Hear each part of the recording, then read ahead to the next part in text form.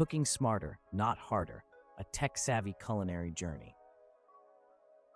In case you didn't know, I was born and raised in South Louisiana. What that also means is I'm arguably surrounded by some of the best food in the nation, if not the world. When I travel and talk to new friends and acquaintances, the topic of food and cooking always comes up. Most have heard about our food and culture and the unwritten rule that everyone down here knows how to cook. Except I've come up with my own rule I share. In South Louisiana, you either know how to cook or you know someone who knows how to cook. And growing up with my mom cooking the way she did, I never needed to learn myself. Thanks, Mom. Upon getting married, I took my hand in trying to cook more and more often, though, as I actually enjoy cooking and eating great food. This isn't meant to be a how-to cook post, so I'll just say if you do want to learn, a lot of my training came from YouTube, some from American's Test Kitchen, and random cookbooks we were gifted or purchased.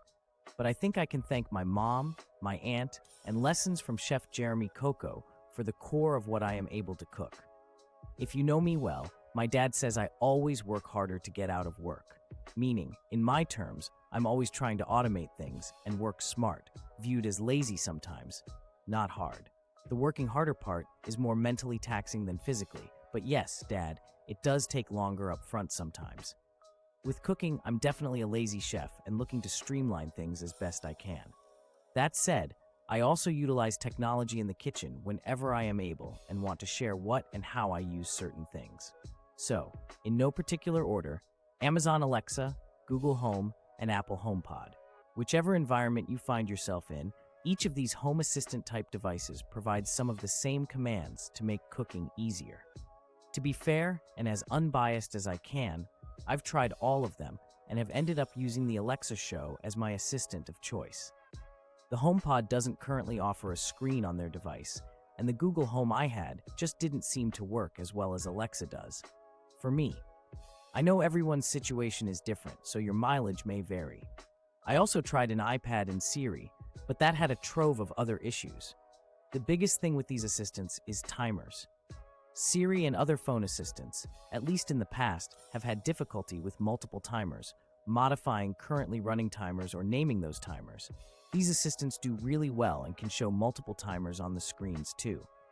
Another common command I utilize is conversions when going from cups to grams to ounces to table, teaspoons, and more. Yes, I have had a printed chart. Yes, I've seen the video of the teaspoon house. Ironically, I can't find it as of posting. Yes, I know many of the measuring cups show the conversions. Yes, I know there are 8 ounces in a cup.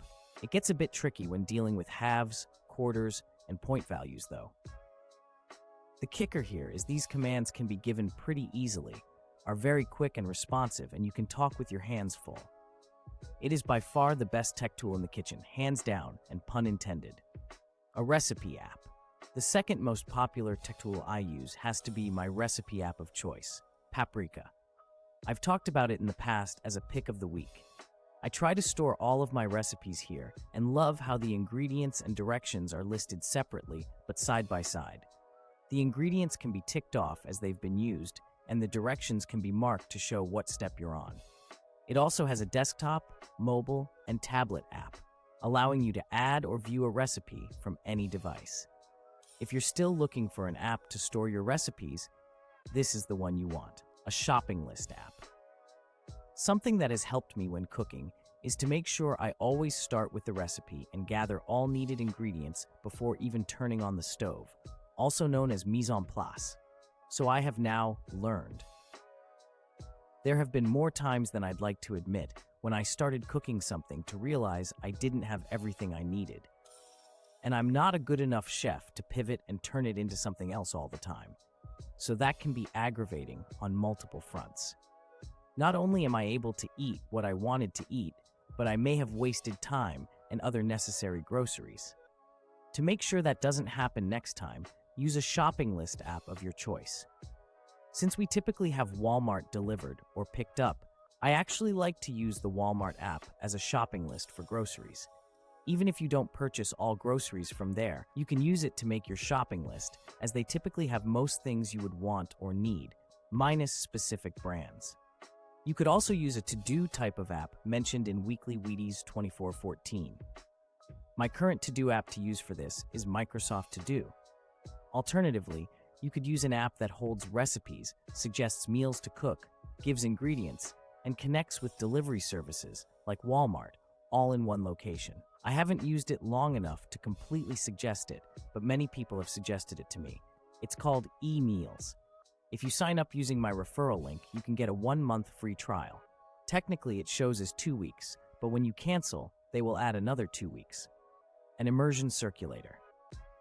My last favorite piece of tech to use when cooking, at least certain foods, is an immersion circulator. This style of cooking is known as sous vide, and it cooks food at a lower temperature for a longer period of time to help retain moisture. These allow you to be a bit lazy, help make sure the food is cooked to the right temperature for safety, and most food can then be finished on the stovetop inside without requiring a grill. There are many brands if you do a search, but friends of mine and I have had good luck with the Inkberg options. Another popular and well-known brand is Anova. This can also be useful if your kitchen or home has limited room for other equipment, or it's too hot or cold to cook outside. The downside is, it does require a last step or two in finishing, and could require preparation a few hours or a day before.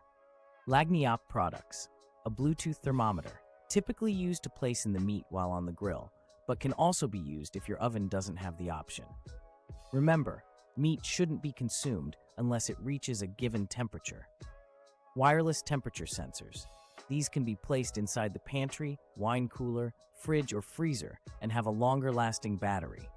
Used more for spaces rather than specific items while cooking, like the Bluetooth thermometer above. Used to monitor temperature when out of town or during storms if the power goes out. A smart plug. Remotely turn devices off or set a schedule. Coffee machines maybe. A smart scale. Help measure ingredients by weight instead of volume. The GE Kitchen Hub, the new smart oven. I would love to get one day. Let's say I'll purchase one and start a cooking channel when I have 1,000 paid subscribers. The Samsung Smart Fridge. If you really want to go all out, what other tech are you using in the kitchen?